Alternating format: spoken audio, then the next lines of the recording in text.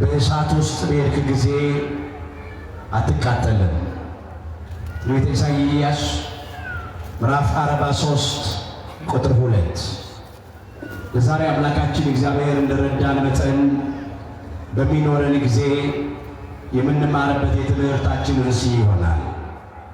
ዛሬ በዚህ ርዕስ ለመማር የመረጥንበት ምክንያታችን ሁላችን እንደምናውቀው በቤተ ክርስቲያናችን ታሪክ መሠረት በየዓመቱ ታኅሳስ 19 ቀን ከምናከብራቸው ዓመታዊ ክብረ በዓላት መካከል አንዱ የሆነውንና ሊቀ መላእክት ቅዱስ ገብርኤል ከእግዚአብሔር ተልኮ ሦስቱን ብላቴኖች አናንያ፣ አዛርያንና ሚሳኤልን 49 ክንድ ከሚንበለበል እሳት ያወጣበት መታሰቢያ ክብረ በዓል ስለሆነ ነው። በእሳት ውስጥ በሄድክ ጊዜ አትቃጠልም። ትንቢተ ኢሳይያስ ምዕራፍ 43 ቁጥር 2 ርዕሳችን ነው።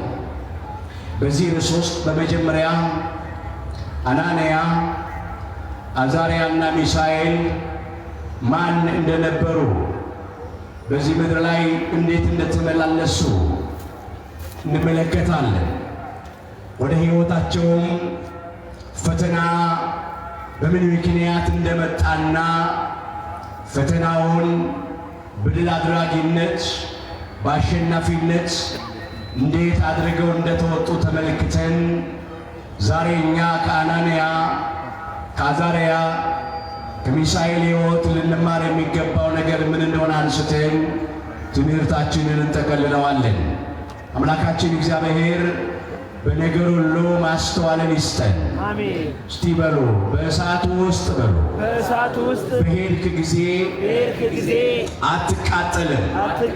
ትንቢተ ኢሳይያስ ምዕራፍ 43 ቁጥር 2። አናንያ፣ አዛርያ፣ ሚሳኤል ማን ነበሩ ስንል አበው ነገር ከስሩ ውሃ ከጥሩ ይላሉና ለትምህርታችን የሆነን ዘንድ ጥቂት ከታሪኩ ክፍል እናነሳለን።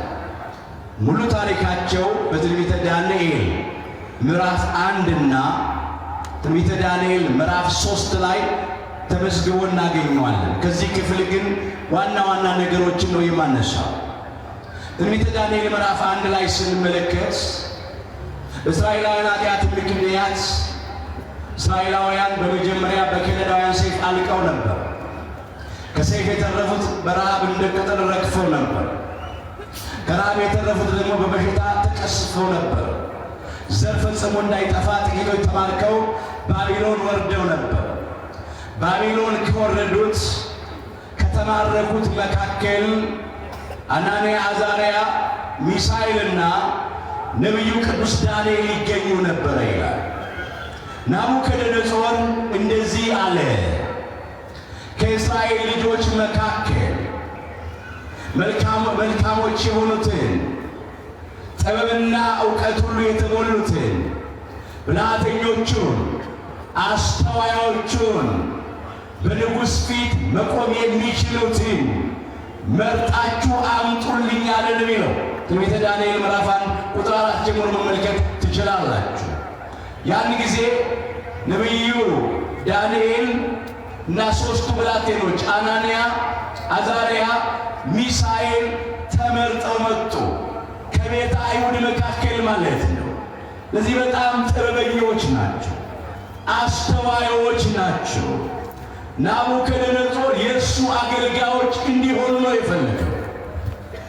በዘመኑ የነበረው የጃንደረቦቹ አለቃ አስፋኔዝ ይባላል ታሪኩ እንደሚነግረን። ከዚያ ካስመጣቸው በኋላ ስማቸውን መቀየር ጀመረ።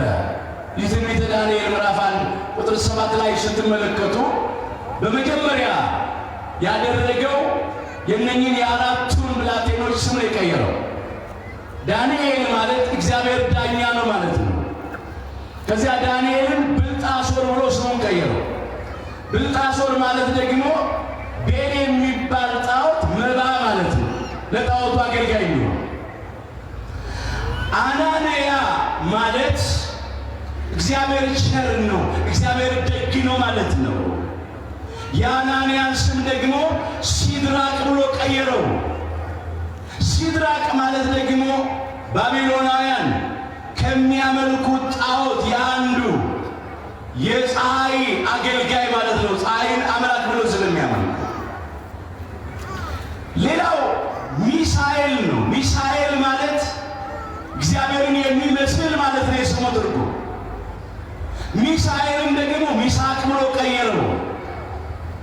ሚሳቅ ማለት ደግሞ ባቢሎናውያን ከሚያመልኩት ጣዖት የእሳት አገልጋይ ማለት ነው። እሳትን አምላክ ብሎ ስለሚያመልኩ።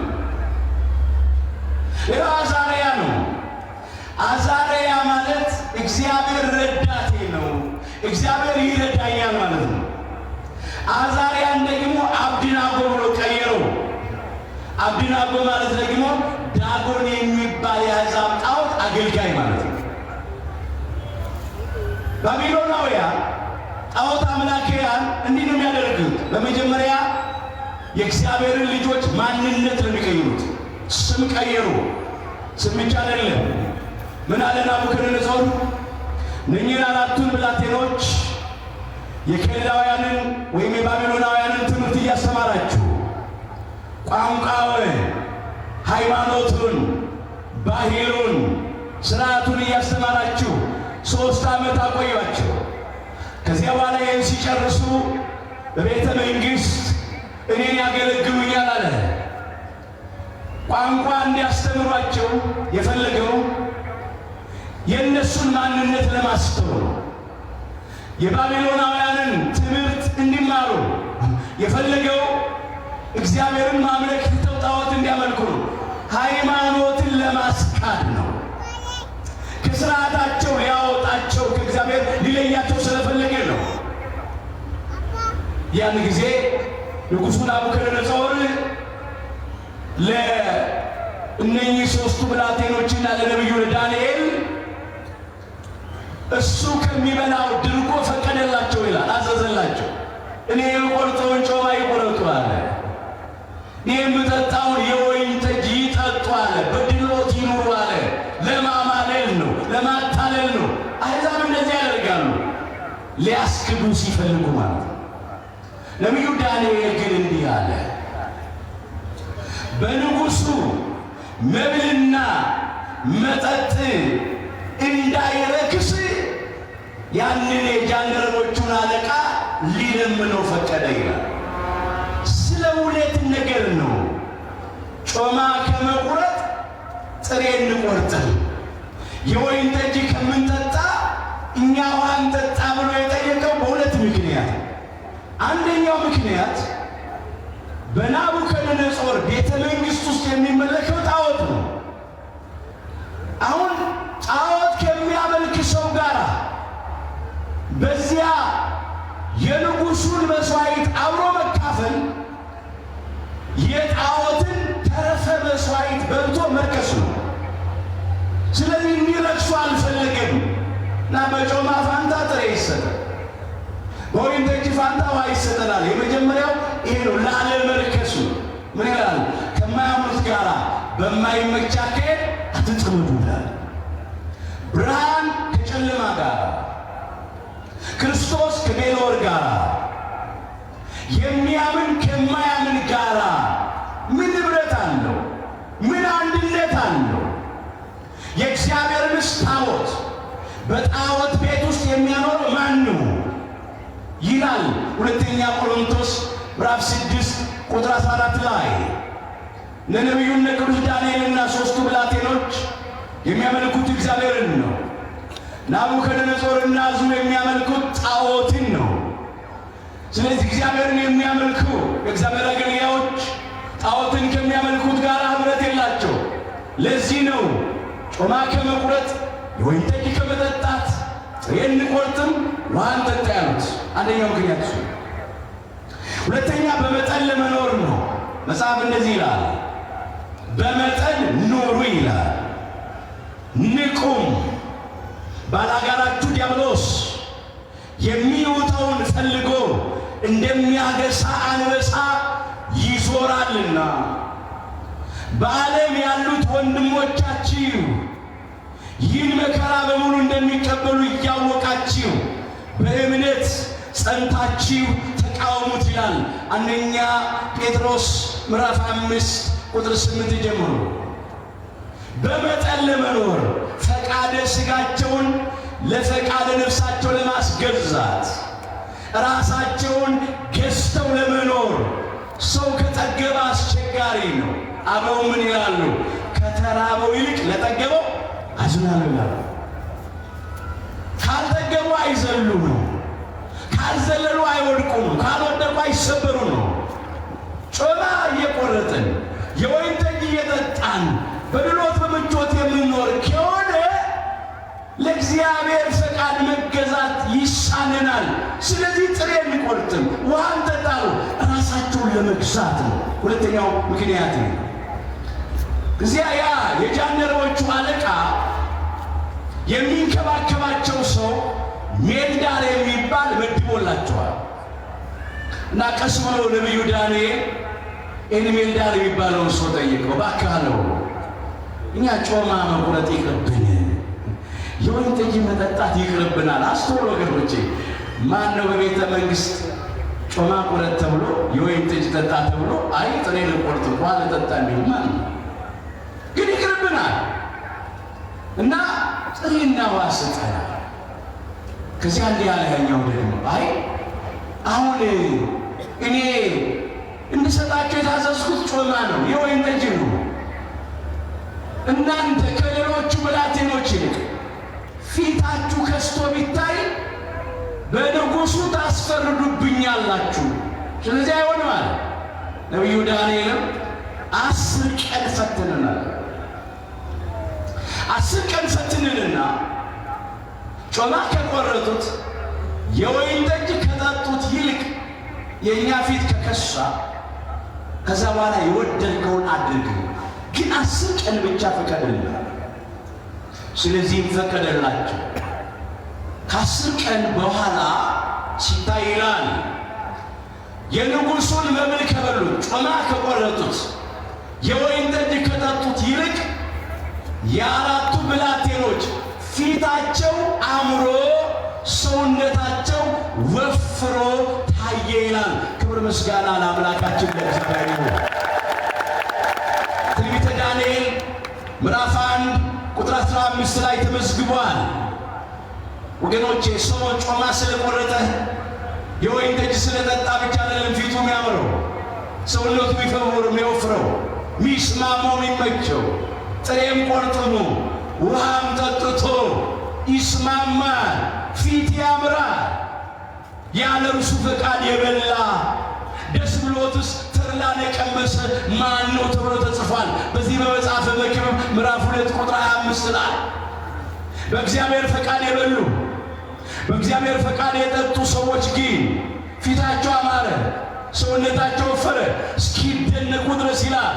መጋቢያቸውም ሜልዳር በቃ ከዛሬ በኋላ ጮማውን አሰጥም፣ ጥሬያችሁን ቀጥሉ፣ ፊታችሁ አምሯል፣ ተመችቷችኋል፣ ወይን ጠጅ አይደለም ውሃውን ቀጥሉ አለ። እግዚአብሔር ለእነኚህ ለአራቱ ብላቴኖች ጥበብን ማስተዋልን ሰጣቸው ይላል። በባቢሎን ምድር ከነበሩት ሕልም ፈቺዎች፣ አስማተኞች፣ አዋቂ ከሚባሉት ከአሕዛብ ሁሉ ከፍ ከፍ አድርጎ ጥበብና ማስተዋልን ሰጣቸው ይላል። እንዲያውም 10 እጥፍ ነው የሚለው መጽሐፍ። ናቡከደነፆር እስኪገረም ድረስ ማለት ነው። በዚህ እየኖሩ ሳለ ናቡከደነፆር በባቢሎን አውራጃዎች ላይ ሾማቸው፣ ከፍ ከፍ አደረጋቸው። በቃ እንደዚህ አይነት ሰዎች የሉም፣ በሕዝብ መካከል እንኳን አላገኘውም፣ እነኚህ የተለዩ ሰዎች ናቸው ብሎ ማለት ነው። ከዛ ፈተናው መጣ። ትንቢተ ዳንኤል ምዕራፍ 3 ላይ ፈተናው ይቀጥላል። አስተውሉ። ናቡከደነፆር በባቢሎን በዶራ ሜዳ ላይ ቁመቱ 60 ክንድ የሆነ ወርዱ 6 ክንድ የሆነ ጣዖት አቆመ። ከወርቅ የተሰራ ምስል ማለት ነው። ይህን አሰርቶ ሲጨርስ ለዚህ ምረቃ ብሎ ጥሪ አስተላለፈ። በዘመኑ የነበሩትን መኳንንቱን፣ ሹማምንቱን፣ አዛዦቹን፣ አዛውንቶቹን፣ በጅሮንዶቹን፣ መጋቢዎቹን፣ አማካሪዎቹን የአውራጃ ገዢዎችን በሙሉ መጣችሁ አምላኬን መርቁልኝ አለ። ያቆመው የተረገመ ከወርቅ የተሰራ ጣዖት ነው። ማይናገር ማይሰማ ሕይወት የሌለው የቀልድ የሰው እጅ ሥራ ከወርቅ ቀልጦ የተሰራ ግን ያንን አቁሞ የተረገመውን መርቁልኛል። አሕዛብ እንደሌሉት የተረገመ ምን ይመረቃል? ጣዖት እኮ ነው፣ ርጉም ነው። ግን መርቁልኝ አለ። ተሰብስበው መጡ፣ በንጉሡ ፊት ቆሙ። ከዚያ አዋጅ ታወጀ። የእምቢልታና የመለከት የመሰንቆና የክራር የበገናና የዋሽንት ድምፅ ስትሰሙ እኔ ላቆምኩት ምስል ወድቃችሁ እንድትሰግዱ ብሎ አሳወጀ። ለዚህ ለወርቅ ምስሉ የማይሰግድ ሰው በእሳት እቶን ውስጥ ይጣላል አለ። አዋጁ ታወጀ። ሁሉም ከትንሽ እስከ ትልቅ ያለ ልዩነት ናቡከደነፆር ላቆመው ለዚያ ለወርቅ ምስል ለዛ ጣዖት ሰገዱ ይላል። እነዚህ ሦስቱ ብላቴኖች አናንያ፣ አዛርያ፣ ሚሳኤል ግን እምቢ አሉ። እስቲ በሉ ከኔ ጋር ለእግዚአብሔር በሉ፣ ለእግዚአብሔር ተገዙ።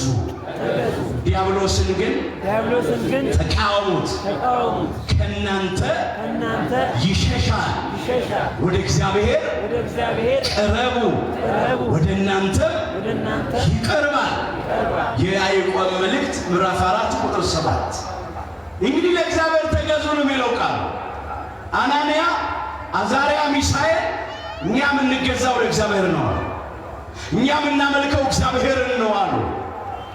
ያንን የዲያብሎስን ሥራ ጣዖት ናቡከደነፆር ያቆመውን የወርቅ ምስል ተቃወሙ። የንጉሡን የናቡከደነፆርን ፈቃድ አንፈጽምም አሉ። እኛ የምንፈጽመው የእግዚአብሔርን ፈቃድ ነው። ለምን?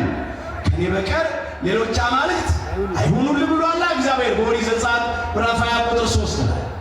እኛ ከእግዚአብሔር በቀር ሌላ አምላክ አናውቅም፣ ሌላ አምላክም አናመልክም፣ የምናመልከው እግዚአብሔርን ብቻ ነው ብለው እምቢ አሉ። ከእነኛ ከአገልጋዮች መካከል ከባቢሎናውያን መካከል ሄደው ለናቡከደነፆር እነኝህን ሦስቱን ብላቴኖች ከሰሷቸው በሁለት ምክንያት። አንደኛው በቆሙ ናቡከደነፆር ላቆመው ጣዖት አንሰግድም ስላሉ አንደኛው በቆሙ፣ ሁለተኛ ስለቀኑባቸው፣ በጥበባቸው በማስተዋላቸው ከሁሉ በልጠው ስለተገኙና በባቢሎን አውራጃ ላይ ናቡከደነፆር ከፍ ከፍ አድርጎ ስለሾማቸው የእነሱን ወንበር የፈለጉ ምቀኞች የእነሱን ወንበር ለመውሰድ እነሱን አስገድለው ማለት ነው ሄደው ከሰሷቸው። ንጉሥ ሆይ እንዲህ አይነት አዋጅ አውጀ ነበረ፣ ሁሉም አንተ ላቆምከው የወርቅ ምስል እየሰገደ ነው፣ ልዩነት የለም። እነኚህ ግን ከአይሁድ ወገን የሆኑት ሦስቱ ብላቴኖች ሲድራቅ፣ ሚሳቅ፣ አብደናጎ እነሱ በሚጠሯቸው ስም ማለት ነው አናንያ፣ አዛርያ፣ ሚሳኤልን ነው አንተ ላቆምከው ምስል አንሰግድም ብለዋል እና እርምጃ ይወሰድባቸው፣ በእሳቱ እቶን ይጣሉ ብለው ከሰሷቸው። ናቡከደነፆር አስጠራቸው። ተጠርተው መጡ። በውኑ አለ የምሰማው ነገር ምንድን ነው? እኔ ላቆምኩት የወርቅ ምስል አለመስገዳችሁ እውነት ነውና ወድቃችሁ ብትሰግዱ ይሻላችኋል። ወድቃችሁ ማትሰግዱ ከሆነ ግን በእሳት እቶን ውስጥ ትጣላላችሁ፣ ከእጄም የሚያድናችሁ ማንም የለም አለ። ያን ጊዜ አናንያ፣ አዛርያ፣ ሚሳኤል እንደዚህ አሉ፣ ንጉሥ ሆይ አሉ፣ ስለዚህ ነገር ልንመልስልህ አይገባንም ነበር፣ ግን መልሱልኝ ካልከን እንደዚህ ነው ምንልህ። እስቲ በሉ የምናመልከው አምላክ በሉ እግዚአብሔር ከሚነደው ከእሳቱ እቶን ሊያድነን ይችላል። ባያድነንም እንኳን አንተ ላቆምከው ለወርቁ ምስል አንሰግድም። ክብር ምስጋና ለአምላካችን ለእግዚአብሔር። ትንቢተ ዳንኤል ምዕራፍ 3 ቁጥር 17 ላይ ተመዝግቧል። የምናመልከው አምላካችን እግዚአብሔር ከሚነደው ከእሳቱ ቶሎ ሊያድነን ይችላል፣ ከእጅህም ያድነናል። አንተ ላቆምከው የወርቅ ምስል እኛ አንሰግድም። ባያድነንም እንኳን ምን ማለት ነው? ባያድነንም አንደኛው ትምህርተ ትሕትና ነው። ራሳቸውን ዝቅ አድርገው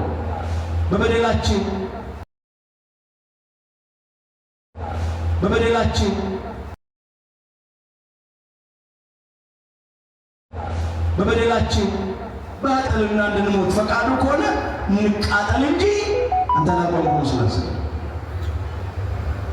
የቅዱሳን ጠባይ ትሕትና ስለሆነ ራስን ዝቅ ማድረግ ስለሆነ። ሁለተኛው ምክንያት ምንድነው ስንል በጽድቅም በንጽህናም በቅድስናም ሆነው ሳሉ እኛ በሥጋ ተቃጥለን በእሳት እንድንሞት እግዚአብሔር ፈቃዱ ከሆነ በዚህ እግዚአብሔር የሚከብር ከሆነ በእሳት ተቃጥለን እንሞት እንጂ አንተ ላቆምከው ምስል አንሰግድም።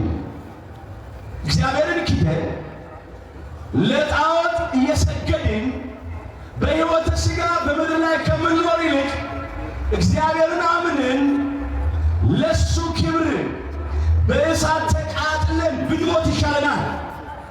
እሱን አጥተን በሥጋ ከመኖር እሱን አግኝተን በሥጋ መሞት ይሻለናል ብለው ሞት መረጡ። ባያድነንም እንኳን ማለት አዳኝነቱን ተጠራጥሮ አይደለም። እሱማ የምናመልከው አምላካችን እግዚአብሔር ከሚነደው ከእሳቱ ቶሎ ሊያድነን ይችላል ብሏል። አዳኝነቱን ያምናሉ። በዚህ ምክንያት ናቡከደነፆር የበለጠ ተቆጣ ይላል። ቁጣው ነደደ። 7 ክንድ ይነድ ነበር እሳቱ ነው የሚሉት። 7 እጥፍ አንድዱት አለ ነው የሚለው። 7 ጊዜ 7 49 ነው።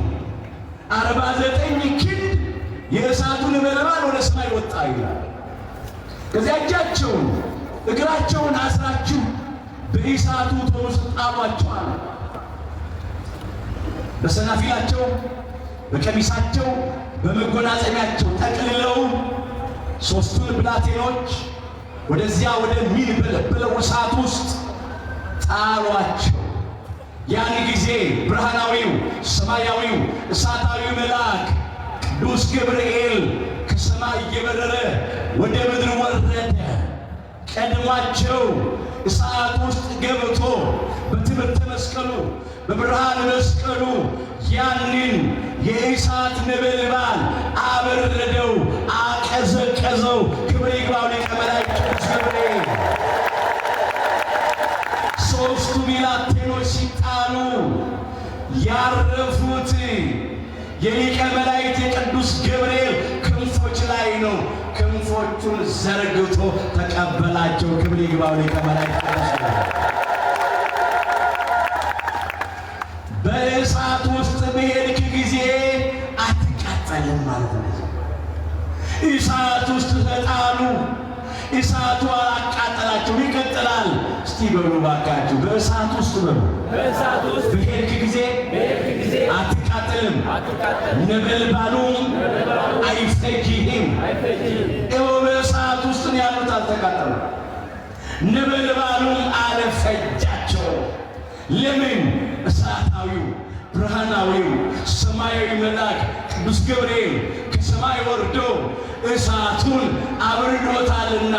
የእኛ አምላክ እግዚአብሔር እሳትን በእሳት ማጥፋት ያውቅበታል። ምድራዊውን ሰዎች ያልሉትን 49 ክንድ የሚንበለበለውን እሳት በእሳታዊ መልአክ በቅዱስ ገብርኤል አበረደው፣ አቀዘቀዘው። ክብር ይግባው፣ አበረደው። ይታየን መልአክ እግዚአብሔር አውደው ለእለ ይፈርህዎ ወያድኅኖሙ ይላል። የእግዚአብሔር መልአክ በሚፈሩት ሰዎች ዙሪያ ይሰፍራል፣ ያድናቸውማል ይላል የዳዊት መዝሙር 33 ቁጥር 7 ላይ። የእግዚአብሔር መልአክ እንደ ቅዱስ ገብርኤል ያለ ነው። እግዚአብሔርን በሚፈሩ እግዚአብሔርን በሚያመልኩ እግዚአብሔርን በሚወዱ እንደ አናንያ እንደ አዛርያ እንደ ሚሳኤል ባሉት ዙሪያ ይሰፍራል፣ ይከትማል፣ ያድናቸውማል። ሊቀ መላእክት ቅዱስ ገብርኤል ከእግዚአብሔር በተሰጠው ጸጋ በተሰጠው ስልጣን ሦስቱን ብላቴኖች ከእሳት አዳናቸው። እሳቱ እንዳያቃጥላቸው እሳቱን አበረደው ቅዱስ ገብርኤል። በሚገርም ሁኔታ አስተውሉ ወገኖች፣ እዚያ ሦስቱን ብላቴኖች አስረው ወደ እሳቱ የጣሉ፣ ጡንቻቸው የፈረጠመው፣ ደረታቸው የሰፋው፣ ቁመታቸው የረዘመው እነኛ ባቢሎናውያን ግን ከውጭ ያሉት ከእሳት ውጭ ያሉት ነበልባሉ እየፈጀ ገደላቸው ይላል። እስቲ በዓይነ ሕሊናችሁ አስቡት። ነበልባሉ ውጭ ያሉትን እየለበለበ ከፈጃቸው ከገደላቸው፣ ውስጥ ያሉት እሳት ውስጥ ያሉት ምን ሊሆኑ ይችላሉ? የእግዚአብሔር ጥበቃ የሊቀ መላእክት ቅዱስ ገብርኤል ትግልና ባይኖር ኖሮ እኮ አመድ እኮ ነው የሚሆኑት። ግን እሳት ውስጥ ያሉት አልተቃጠሉም፣ ነበልባሉ አልፈጃቸውም። ውጭ ያሉት ግን ነበልባሉ ፈይቶ ገደላቸው። ምን ይላሉ አበው? አሳ ቦርቧሪ ዘንዶ ያወጣል፣ የሰው ፈላጊ የራሱ ይወጣል። እነኛ የአናንያ አዛርያ የሚሳኤልን ሹመት የፈለጉ የራሳቸውንም አጡ። ምን የራሳቸውን ብቻ ራሳቸውንም አጡ። ምን ይላል መጽሐፍ? እስቲ በሉ ጉድጓድን የሚመስሉ ይወድቅበታል፣ ድንጋይንም የሚያንከባልል ይገለበጥበታል። መጽሐፈ ምሳሌ ምዕራፍ 26 ቁጥር 27 ሰዎች በቆፈሩት ጉድጓድ ወድቀው ይሰበራሉ። የሚያንከባልሉት ድንጋይ በራሳቸው ላይ ይገለበጣል። በሚያነዱት እሳት ይቃጠላሉ። በሚያጠምዱት ወጥመድ ይጠመዳሉ። ሥራ ለሰሪው እሾህ ላጣሪው ይላሉ አሉ። ስለዚህ ባነደዱት እሳት ተቃጠሉ እነኛ ሰዎች። አናንያ አዛርያ ሚሳኤል ግን እሳት ውስጥ ሆኖ አልተቃጠሉም። በሊቀ መላእክት በቅዱስ ገብርኤል ፊት ዘመሩ። ይትባረክ እግዚአብሔር አምላከ አበዊነ ስብሑኒ ውእቱ ወልዑኒ ውእቱ ለዓለም እያሉ አመሰገኑ። የአባቶቻችን አምላክ እግዚአብሔር ይባረካሉ፣ ይመስገን ሲሉ ነው። ምስጉን ነው ለዘላለምም የተመሰገነ አሉ። የእሳትን ኃይል የሚያጠፋ አምላክ እንዲህ ያሉ በብዙ ዘምረዋል። በ81 መጽሐፍ ቅዱስ ውስጥ የሰለስቱን ደቂቅ የሦስቱን ብላቴኖች መዝሙር ታገኙታላችሁ። ቤታችሁ ስትሄዱ ተመልከቱት። በቅዱስ ገብርኤል ፊት እየተመላለሱ በእሳት ውስጥ አመሰገኑ። በቅነ መላእክትከ እዜምር ለከ አለ ቅዱስ ዳዊት። በመላእክት ፊት እዘምርልሃለሁ ወሰግድ ውስተ ጽርሐ መቅደስከ በቅድስና መቅደስ እሰግዳለሁ አለ። ወገኒ ለስምከ አለ ለስምህም እገዛለሁ፣ ስምህንም አመሰግንሃለሁ ስለ ምሕረትና ስለ ጽድቅ ብሎ ይዘምራል። መዝሙር 137 ቁጥር 1 ላይ በመላእክት ፊት እዘምርልሃለሁ። እንዲህ እኮ ነው በቅዱስ ገብርኤል ፊት አናንያ አዛርያ ሚሳኤል እሳት ውስጥ እየተመላለሱ ዘመሩ። በቅድስና መቅደስ ይሰግዳለሁ። በዓይነ ሕሊናቸው ሰማያዊውን ዘላለማዊውን መቅደስ እያሰቡ ለእግዚአብሔር ሰገዱ፣ ለእግዚአብሔር ተገዙ። ለስምህ እገዛለሁ፣ ስምን አመሰግናለሁ፣ ለስሙ ተገዙ። እኛ የምንገዛው ለእግዚአብሔር ስም ነው። እኛ የምናመልከው እግዚአብሔርን ነው። የምንሰግደው ለእግዚአብሔር ብቻ ነው። ለወርቅ ምስል ለጣዖት አንሰግድም አሉ። ገለጡ እምነታቸውን በሥራ አሳዩ። ከዚያ በኋላ እንዲህ ሆነ ይላል ናቡከደነፆር የጣልናቸው ሰዎች ምን ሆኑ? ተቃጠሉ አልተቃጠሉም ብሎ ለማየት ሄደ። ሲሄድ ወደ እሳቱ በር ላይ የተጣሉበት ማለት ነው ጉድጓድ ነው። 49 ቀን ነው የሚበለው እሳቱ። ቆሞ ሲመለከት እንዲህ አለ፣ እኛ አለ 3 ሰዎች አስረን ወደዚህ እሳት ውስጥ ጥለን አልነበረም ወይ አላቸው አገልጋዮቹ። እውነት ነው ንጉሡ አለ።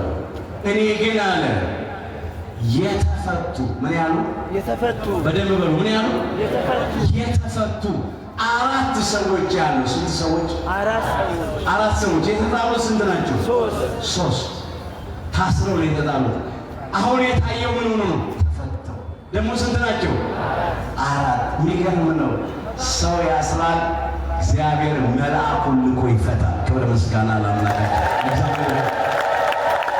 የተፈቱ አለ ቃሉ ግልጽ ነው። የተፈቱ 4 ሰዎች አሉ። የ4ኛው መልክ ይላል የአማልክትን ልጅ ይመስላል። አይቶት አያውቅም ናቡከደነፆር። ይህ ልዩ ነው አለ መልኩ። የአማልክትን ልጅ ይመስላል።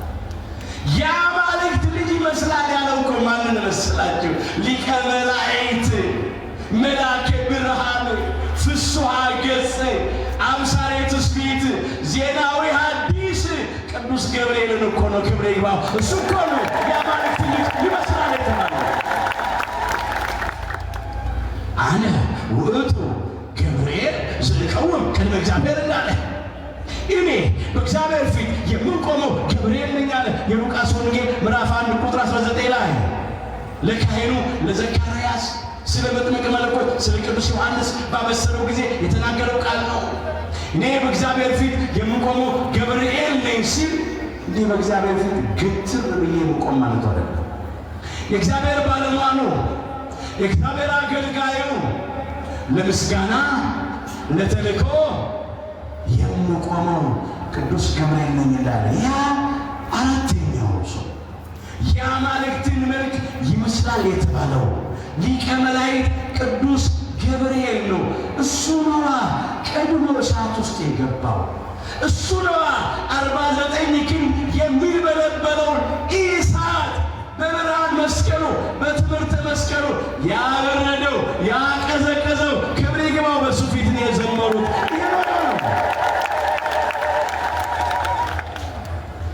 ከዚያ ናቡከደነፆር ውጡ አላቸው። ውጡ። አናንያ አዛርያ ሚሳኤል ታስረው ተጣሉ፣ ተፈተው ወጡ። ቅዱስ ገብርኤል ፈቷቸው። ከዚያ ከወጡ በኋላ አዩአቸው። ያ እሳት በእነዚህ ሰዎች አካል ላይ ስልጣን እንዳልነበረው ተመለከቱ ይላል። ከጠጉራቸው አንዷ አልተቃጠለችም ይላል። ምን ብቻ የእሳቱ ሽታ እንኳን አልነካቸውም ይላል፣ አልደረሰባቸው። መቼስ ማንም ሰው እንኳን 49 ክንድ የሚበለበል እሳት ውስጥ ገብቶ ቀርቶ ኩሽና ያ ማዕድ ቤት ምግብ ማብሰያ ቤት ገብቶ እንኳን ጢስ አይነካው የሚወጣ ሰው ጢስ እያለበት። የሚገርማችሁ ግን አናንያ አዛርያ ሚሳኤል የእሳቱ ሽታ ወይም ጢሱ አልደረሰባቸውም፣ አልነካቸውም። የእነሱን መዓዛ ሊቀ መላእክት ቅዱስ ገብርኤል በሰማያዊው መዓዛ አውዷቸዋል። ክብር ይግባው ቅዱስ ገብርኤል እስኪገረሙ ድረስ ውጡ አላቸው። ወጡ። ይህንን እኮ ነው ክቡር ዳዊት ያለው አይለከነ ማእከለ እሳት ወማይ ወአምጻእከነ ውስተ ዕረፍት። በእሳትና በውሃ መካከል አለፍን ወደ ዕረፍትም አወጣህን አለ መዝሙር 65 ቁጥር 12 ላይ። ምን ማለት ነው?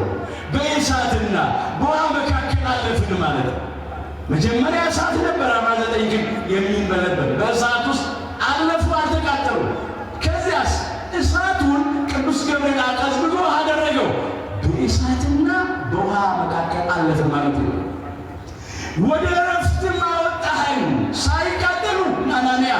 አዛርያ እነ ሚሳኤል ወደ ረፍት ወጡ። ናቡከደነፆር ተገረመ፣ ተደነቀ። ከዚያ እግዚአብሔርን ማመስገን ቀጠለ። እንዲህ አለ፣ እስቲ በሉ መልአኩን በሉ የላከ ማንን የላከ? መልአኩን የላከ። መጀመሪያ አራተኛው የአማልክት ልጅ ይመስላል ነበር ያለው ናቡከደነፆር። አሁን ግን በግልጽ ተናገረ፣ መልአኩን የላከ አለ። ትንቢተ ዳንኤል ምዕራፍ 3 ቁጥር 28 ላይ ተመልከቱ። መልአኩን የላከ አለ። ጠራው፣ ገብርኤል ማለት ነው የቀረው። መልአኩን የላከ እኔ ላቆምኩት ጣዖት አለ የወርቅ ምስል እንዳይሰግዱ እምቢ ያሉትን በእርሱም የታመኑትን በእግዚአብሔር የታመኑትን ማለት ነው ሲድራቅ ሚሳቅ አብደናጎምን ያዳነ አምላክ ይባረክ አለ። ይመስገን ሲል አንደበቱን ከፍቶ የሰራዊት ጌታ እግዚአብሔርን አመሰገነው። የአናንያ የአዛርያ የሚሳኤልን አምላክ እግዚአብሔርን አመሰገነ። እውነተኛው አምላክ ይሄ ነው አለ። እንደውም ቀጠለና ምን አለ? እንደዚህ የሚያድን ሌላ አምላክ የለም አለ። እኔ የሚያቆምኩት የወርቅ ምስል አያድንም አለ። እንደዚህ የሚያድን ሌላ አምላክ የለም አለ። ሊቀ ነቢያት ሙሴ ያለው እኮ ነው እሱ የደገመው በሚገርም ሁኔታ እኮ ነው። እስቲ በሉ እንደ እግዚአብሔር ያለ በሉ ማንም የለም። ኦሪት ዘዳግም ምዕራፍ 33 ቁጥር 26 እንደ እግዚአብሔር ያለ ማንም የለም። ይሄ ቃል ብዙ ያናግራል። አንድ ነገር ብቻ ላንሳ። በባህሪው ሞት የሌለበት በመንግስቱ ሽረትና ለውጥ የሌለበት ኤልሻዳይ ካሌ ኩሉ ሁሉን ቻይ አምላክ የሚሳነው ነገር የሌለ እንደ እግዚአብሔር ያለ ማንም የለም። ክብረ ምስጋና ለአምላካችን ለእግዚአብሔር። እንደዚህ የሚያድን ሌላ አምላክ የለም አለ ናቡከደነፆር።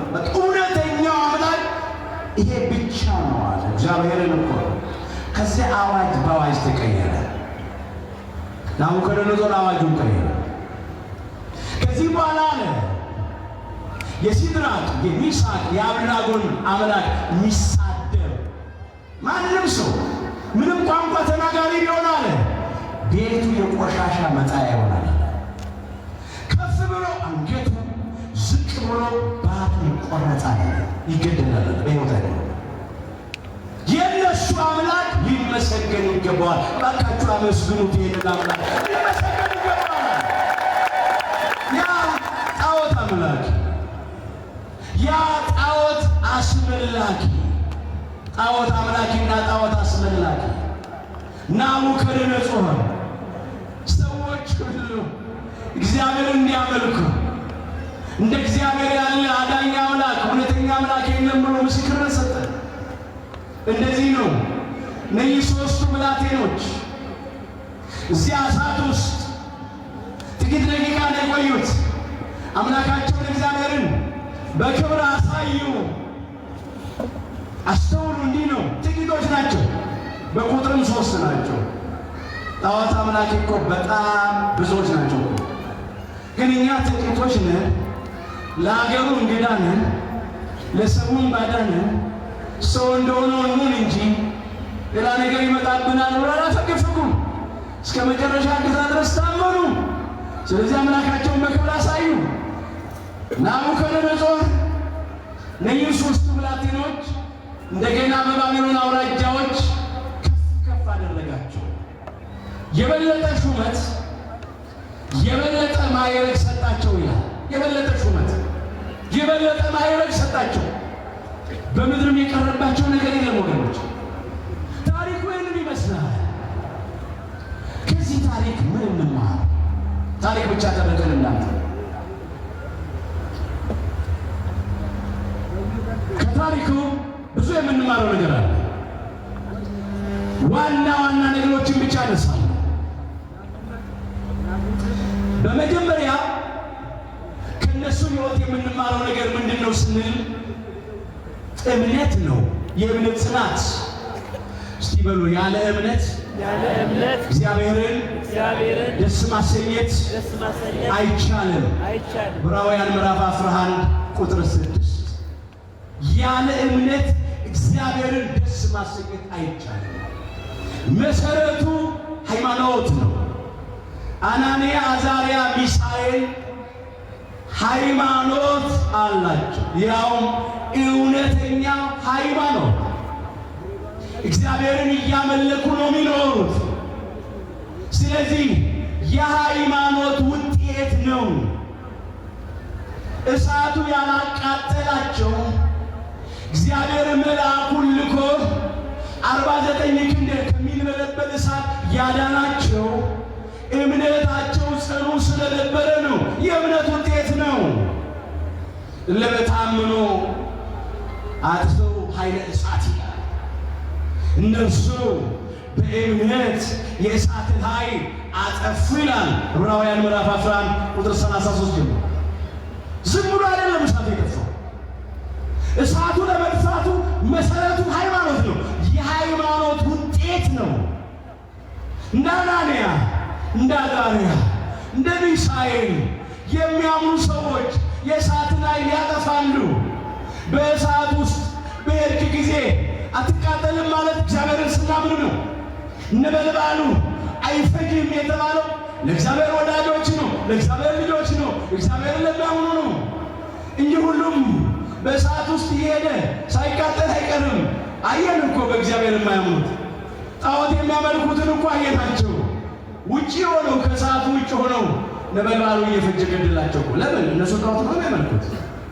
እግዚአብሔርን የሚያመልኩ ግን እሳት ውስጡም ሆኖ እሳቱ በእነሱ ላይ አይደለም። ክብር ምስጋና ለአምላካችን ለእግዚአብሔር። የእምነት ውጤት የለበሱት እኛ የለበስነው ሥጋ ነው። ብረት አልለበሱ፣ ግን እሳቱን ሊያቃጥላቸው ያደረገው የእምነታቸው ጽናት ነው።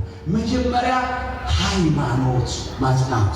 ወገኖች እግዚአብሔር ሁላችንን በሃይማኖታችን ያጽናል።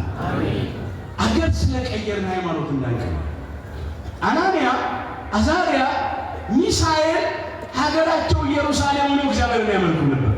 ባቢሎን ተሰደው ሲወርዱም እግዚአብሔርን ያመልካሉ። አንዳንድ ጊዜ ሀገር ሲቀይሩ ሃይማኖት ሊቀይሩ ሰዎች፣ ሃይማኖት የሚለውጡ ሰዎች አሉ። እሱ ነው ችግሩ። ይህን ብቻ አይደለም። አናንያ፣ አዛርያ፣ ሚሳኤል ቤተ መንግስት ውስጥ ነው የገቡት። ቤተ መንግስት ውስጥ ስለገቡ ንጉሱ ደስ ይበለው ብለው ሃይማኖታቸውን አልለወጡም እኮ፣ አልካዱም እኮ። የሚኖሩት ከጣዖት አምላኪያን መካከል ነው። በባቢሎን ምድር ጣዖት ነው የሚመለከው። የሚገርማችሁ በጣዖት አምላኪያን መካከል እየኖሩ ጣዖት ነው የሚመለክበት ቤተ መንግስት ውስጥ እየኖሩ ግን እነሱ እግዚአብሔርን ያመልካሉ። ፍላጎት ካለ መንገድ አለ። አንዳንድ ጊዜ ሰዎች ጣዖት አምላኪያን ጋር በመግጠም ጣዖት ያመልካሉ። ከመናፍቃን ጋር ሲገጥሙ መናፍቃን ይሆናሉ፣ ተጠራጣሪዎች ይሆናሉ። ከካህዲያን ጋር ሲገጥሙ ሃይማኖታቸውን ይክዳሉ። እነሱ ግን አልካዱም። ስማቸው ተቀየረ። ድም እንዳነሳ ነው። ስማቸው ተቀይሮ እንኳን እነሱ ሃይማኖታቸውን አልቀየሩ። ጠላት ስማችንን ይቀይራል። ሃይማኖታችን ሊያስክድ ይፈልጋል። ጣዖት ሊያስመልክን ይፈልጋል። በተለይ ደግሞ አሉ የሚባሉትን የተሻሉትን አሁን ሊቃን የሚባሉትን ምሁራኑን ትዝ ይላችኋል። ናቡከደነፆር አምጡልኝ ያለው ጥበበኞች ነው፣ አስተዋዮች ነው። ከእስራኤል ልጆች መካከል መልከ መልካሞች፣ ንጉሥ ፊት መቆም የሚችሉ ሞገስ ያላቸው። ብዙ ጊዜ ናቡከደነፆራውያን የሚያደርጉት እንደዚህ ነው። ከሕዝቡ መካከል ጥበበኞች፣ አስተዋዮች የሚባሉ ተምረዋል፣ ያውቃሉ፣ ተመራምረዋል፣ የተሻለ እውቀት አላቸው፣ መረዳት አላቸው የሚሉትን ይወስዱና የራሳቸውን ጣዖት ያስመልኳቸዋል። ከታች ያለው ተራ ሕዝብ ደግሞ እነገሌማ ይሄን ካመኑበት ብሎ ይሄ ዛሬ የሚሰራው ነው። ሌላ እንዳይመስላል። ምሁራኑ ነው ያጠኑት። ይህ ታሪክ እኮ ነው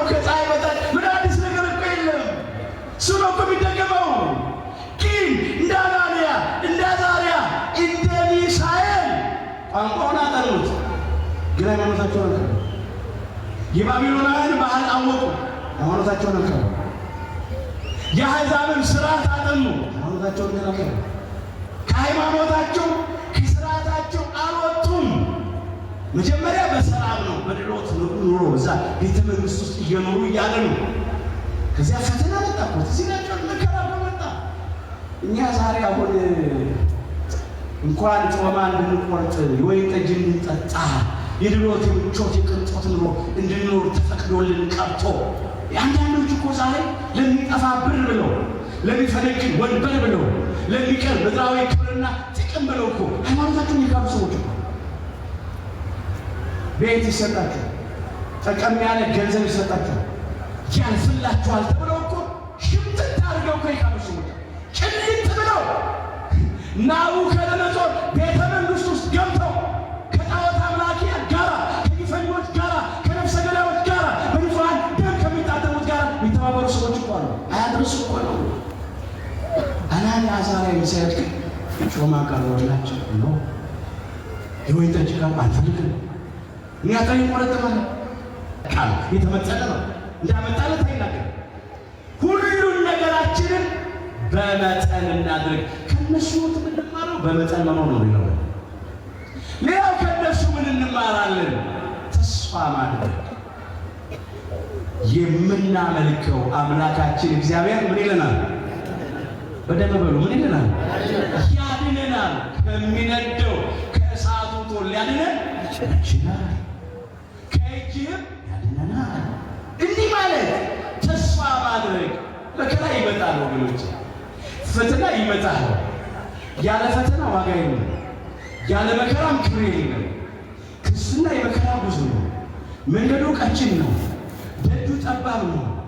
ጉዞ የተራራ የመስቀል ነው። አይነቱና መጠኑ ይለያይ ይሆናል እንጂ በዚህ ዓለም ስንኖር መከራ አለ። እስቲ በሉ በዓለም ሳላችሁ በሉ በዓለም ሳላችሁ መከራ አለባችሁ። ነገር ግን አይዟችሁ እኔ ዓለምን አሸንፌዋለሁ። የዮሐንስ ወንጌል ምዕራፍ 16 ቁጥር 33። በዚህ ዓለም ስንኖር መከራ አለብን። የጊዜው አምላካችን ጌታችን መድኃኒታችን ኢየሱስ ክርስቶስ ይህንን ቃል ሁሉ ትተው ለተከተሉት ለቅዱሳን ሐዋርያት ተናግረውታል። ፍጻሜው እስከ ዕለተ ምጽአት ድረስ ለሚነሱ ክርስቲያኖች በሙሉ የሚነገር ቃል ነው። በዓለም ሳላችሁ መከራ ትቀበላላችኋል። አይነቱና መጠኑ ይለያይ ይሆናል እንጂ ክርስትና የመከራ ነው። መከራ አለ። ነገር ግን አለ አይዟችሁ እኔ ዓለምን አሸንፌዋለሁ። ዓለም እንኳን ለእኛ ለአምላክ ማተኛ ዓለም አምላካችን ጌታችን መድኃኒታችን ኢየሱስ ክርስቶስን በግፍ ሰቅሎ ነው የገደለው። ስለዚህ ለእኛ እኛንም ያሳድደናል፣ አይቀበለንም። ዓለም አይወደንም። ስለዚህ መከራ አለብን። ነገር ግን መከራም ቢገጥመን ፈተናም ቢመጣ እግዚአብሔር መከራውን ከኛ ሊያሳልፈው ይቻለዋል። እሱ የእሳቱን ኃይል ያጠፋል፣ የአናብስቱን አፍ ይዘጋዋል። ለሰው የማይቻል ሁሉ ለእግዚአብሔር ይቻለዋል። ለእግዚአብሔር የሚሳነው ነገር የለም። የምናመልከው አምላካችን እግዚአብሔር ከሚነደው ከእሳቱ እቶን ሊያድነን ይችላል እንዳሉ እኛንም ከራብ ያድነናል፣ ከጥም፣ ከርዛት፣ ከስደት፣ ከመፈናቀል፣ ከመከራ ሥጋ፣ ከመከራ ነፍስ ያድነናል። ስለዚህ ተስፋ እናድርግ። በምንም ውስጥ ብናልፍ ተስፋ እንቁረጥ። አንዳንድ ጊዜ ክፉዎች ይበዙ ይሆናል። ብቻችንን የሆንን ይመስለን ይሆናል። አጣብቂኝ ውስጥ እንገባለን። ማጣፋው ያጥረብናል።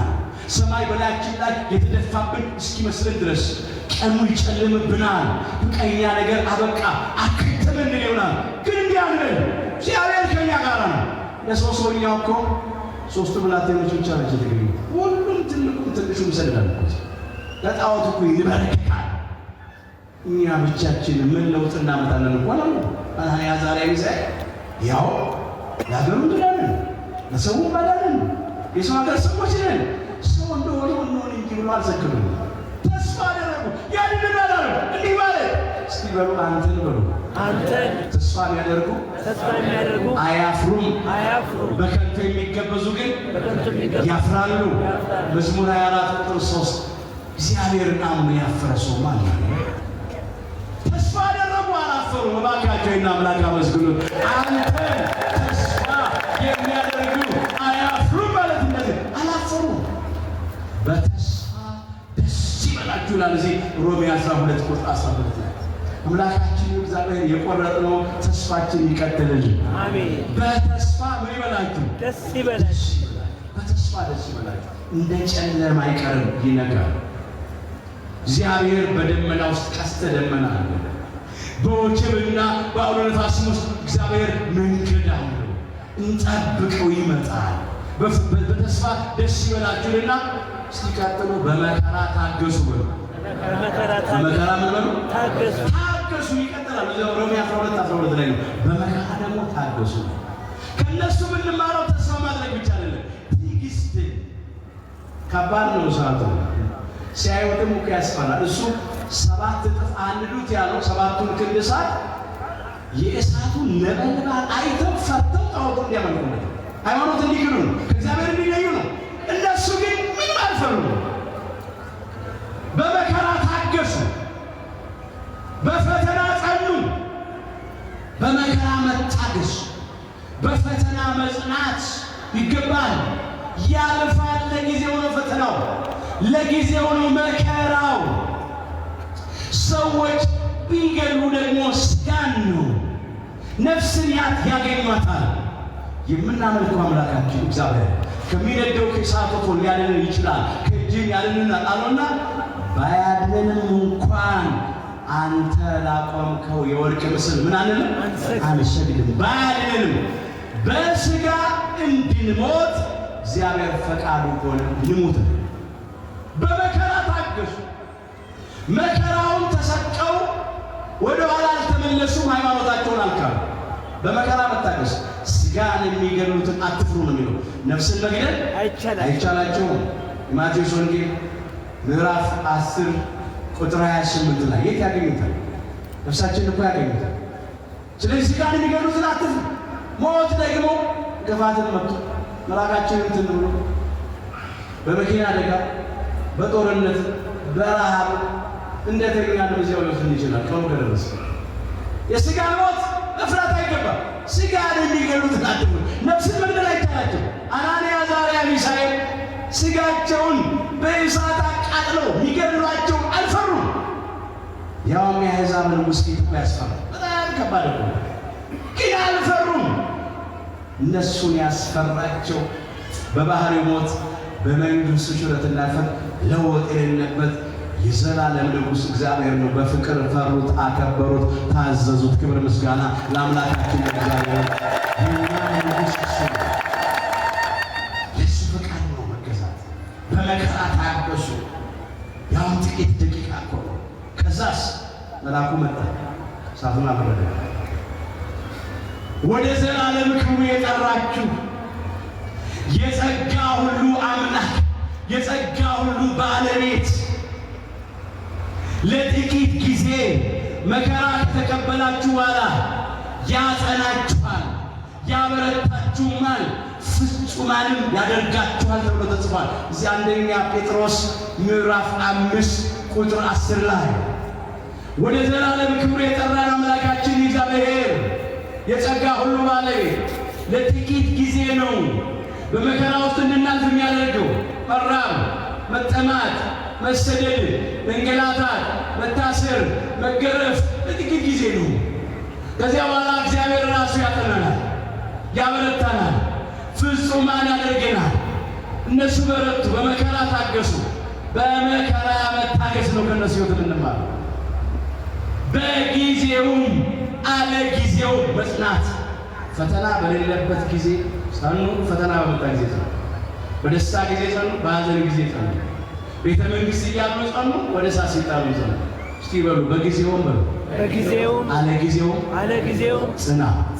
ሁለተኛ ጢሞቴዎስ ምዕራፍ 4 ቁጥር 2 እግዚአብሔር ጽናቱን ይስጥ።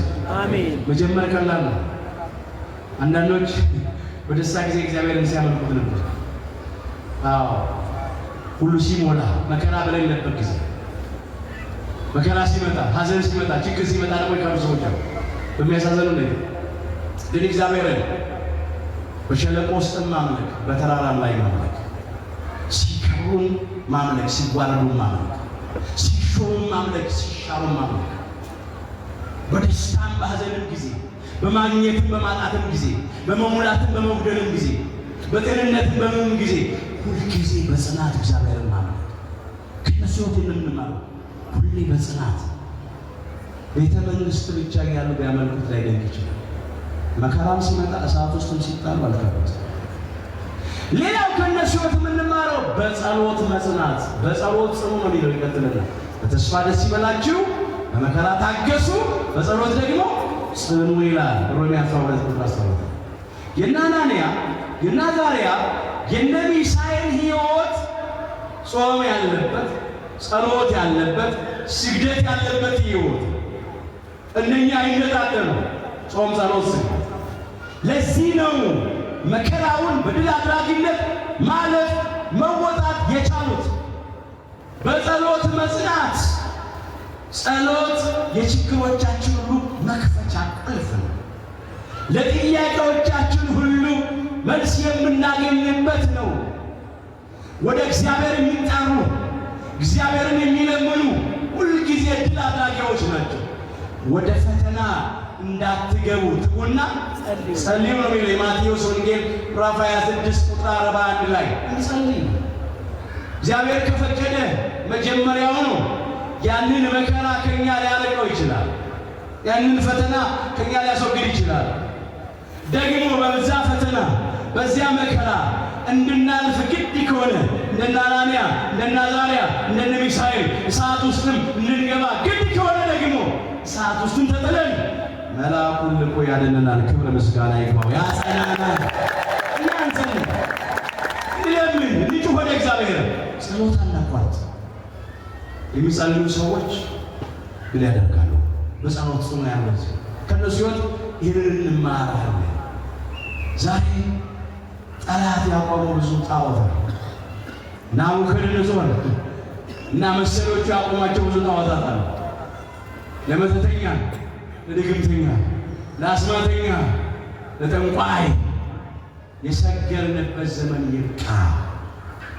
ለዘመናዊ ጣዖታት የሰገርንበት ዘመን ይብቃ። ለሚጠፋ ብር፣ ለሚፈነግል ወንበር፣ ለሚሻር እውቀት፣ ለሚደክም ጉልበት፣ ለሚረግፍ ውበት የሰገርንበት ዘመን ይብቃ።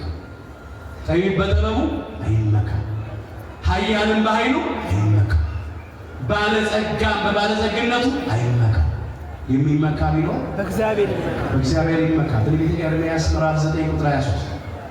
አንዳንዶቻችን በእንደዚህ ከንቱ ነገር እየተመካን ተገኝተናል። ከእግዚአብሔር በላይ የምንወደው ነገር ካለ፣ ከእግዚአብሔር በላይ የምንመካበት ነገር ካለ እሱ በሕይወታችን ያለ ጣዖት ነው፣ መወገድ አለበት። ልንመካ የሚገባው በእግዚአብሔር ብቻ ነው። ልናመልክ የሚገባው እግዚአብሔርን ብቻ ነው። ለከንቱ ነገር እየሰገድን እንዳንገኝ። ናቡከደነጾራውያን ብዙ ያቆሟቸው ጣዖታት አሉ። እኛ ለዚያ አንሰግድም እንበል፣ እንቢ እንበል። የጎጠኝነት ጣዖት፣ የመለያየት፣ የመበላላት፣ የመነካከስን ጣዖት አሕዛብ ኢአማንያን አረማውያን አቆመዋል። ትውልዱን ለዛ እያሰገዱት ነው ያለው። እኛ ለፍቅር እንገዛ። ፍቅር ማን ነውና?